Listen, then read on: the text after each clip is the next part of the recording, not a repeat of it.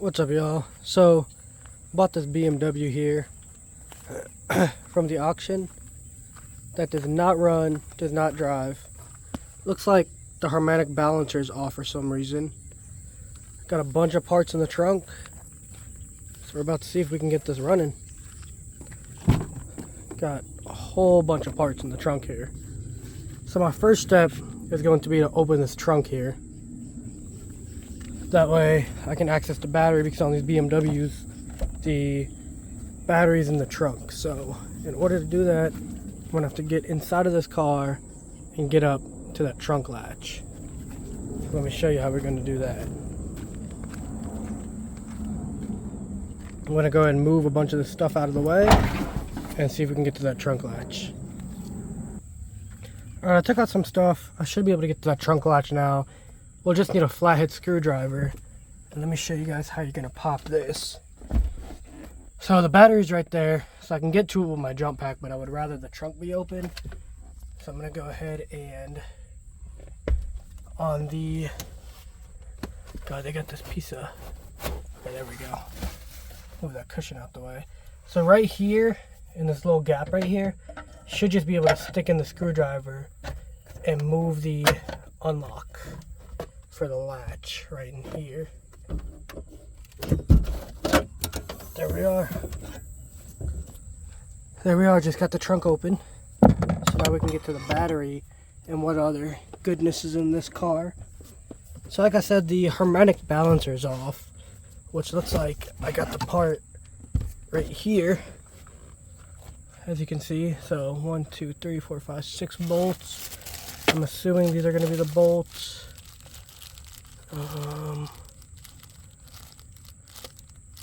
No, those are not. Let me see if I can find these bolts somewhere. Got a bunch of parts everywhere in this car. So let me see if I can find the bolts for this harmonic balancer. Alright, so it looks like I found the bolts. They're all 6 right here. They're sitting in the engine bay. Gotta figure out what kind of socket it uses so we can go ahead and get this on. So let me go get my sockets and see what size we're going to be looking at on this. Okay, so I ended up putting on the harmonic balancer. As you can see, it's right here, and it is on. It was 8mm bolts. I don't know if you could see the bolts in there. They're very hard to see. Kind of had to guess where I was putting the ratchet, but they're 8mm bolts. So it's on there. Let me go get a serpentine belt and see if this car will crank over. Good news is, when I was putting on the harmonic balancer, the motor was spinning. So the motor should not be locked up in theory. So let's see. So it looks like while we were trying to replace the belt, we ran into an issue. The idler tensioner pulley, they stripped out where you gotta tension it down. As you can see right here, the previous owner stripped it out. So I gotta remove the idler pulley, which I did. It sits right behind this hose right here. Right here is where the idler pulley sits. It's going to be a E14, I think, bolt. Yeah, E14 is what takes it out. Just one bolt holds it on. One long bolt. So let me run to the store and see if I can get one of these and put it on. And hopefully we can get this belt on and see if this car runs. Alright, so I was unable to get the tensioner from a parts store. So I had to order it online. It finally came in. So let's go ahead and get this tensioner installed in and see if we can put the belt on and see if this vehicle runs. So let me go ahead and put on the tensioner. Like I said before, it goes right there. So we're going to go ahead and get this put on. Alright, so the new tensioner is on. As you can see, it's right down there. It's already loaded. So once I put the belt on, I got to remove this key right here. Once I put the socket on there, I got to remove this key right here, and then it'll snap back in. So let me go ahead and route the belt. Alright, so I went ahead and put the belt in, removed the pin from the tension, and the belt looks like it went in there pretty good. I double, triple checked all the pulleys, made sure nothing looks like it's riding on it. So in case you wanted to know how this was routed, got the alternator right here. It's going to go over the alternator, straight down to the AC compressor, over the AC compressor, back up to the tensioner, over the tensioner, around the harmonic balancer, then back up here to the power steering, over the power steering, back behind this a pulley right here, and then it's going to go right back to the AC compressor, or to the alternator. So just like that.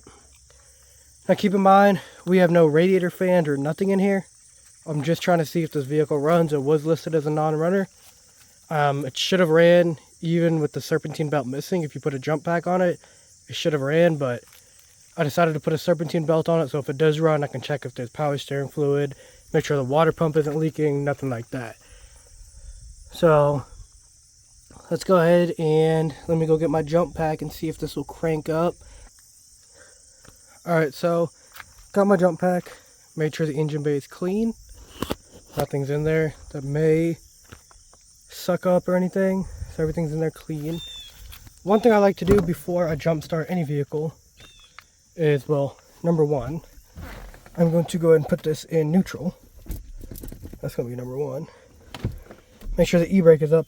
I like to leave the key in the ignition and leave the door open so I can hear when it does get power. So key in ignition, door open. Got my jump box right here.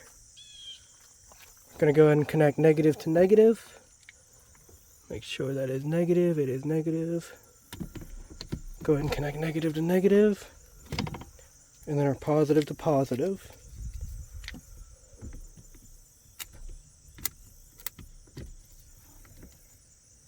Alright, got some life in the car. I hear the air compressor on.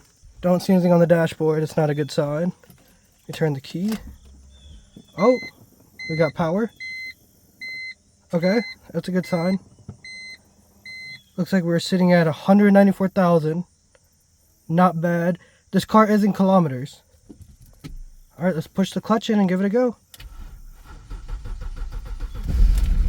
It actually runs. Kind of.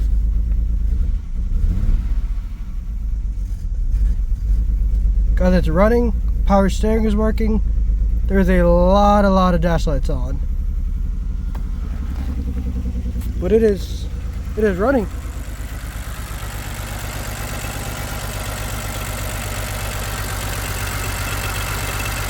Pulleys look fine, belt looks fine. Now will it run under its own power? Is the alternator good? Let's check it. Guys, it runs under its own power.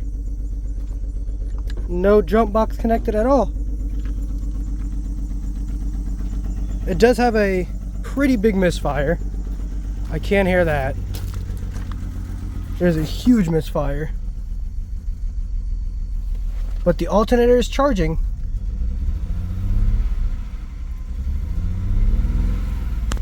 It is revving up. Power steering is working. All right, let's try to get some radiator fans on this and see if it works. Cause yeah, so far the vehicle is running. Very rough, but it is running.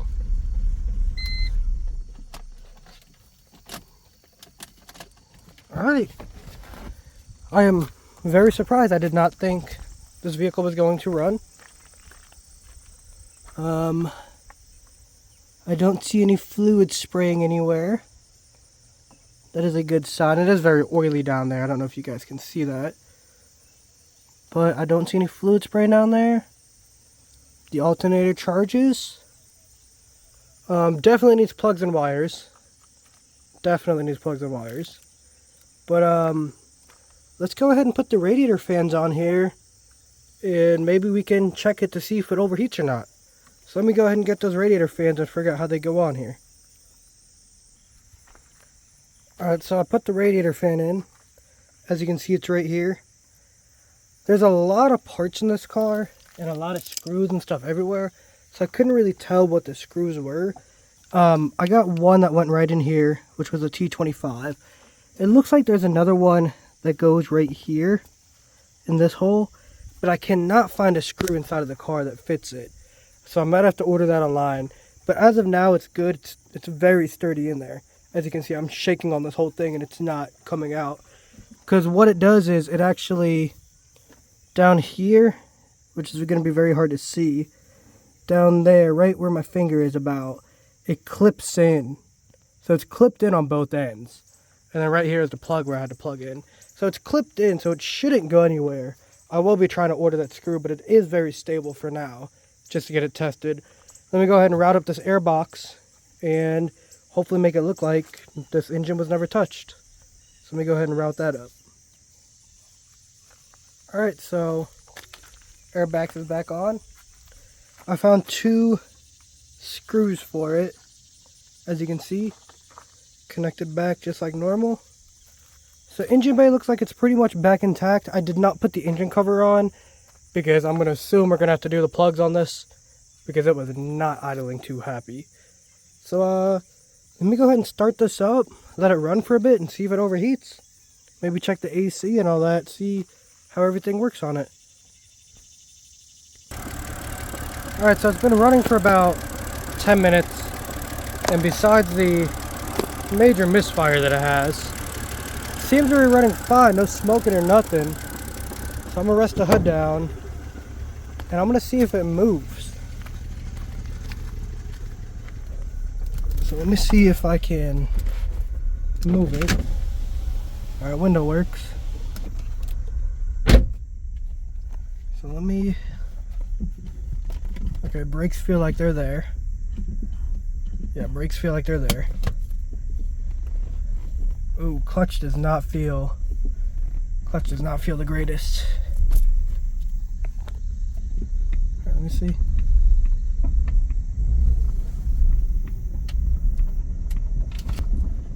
Ah, it stalled. It moved, but it stalled. And I got no power right now. So it moves. It stalled, but it moved. So I assume the battery needs to be charged up a little bit more. But overall, for the price I paid for it, I'm surprised it runs. I'm gonna have to put plugs, obviously, run those codes and see what's wrong with it. But she runs, and that is a big plus. That is a very big plus. So yeah, next, probably going to put some coils and plugs on it, run the code, see what's wrong with it. Obviously I got to charge up this battery, and then go from there.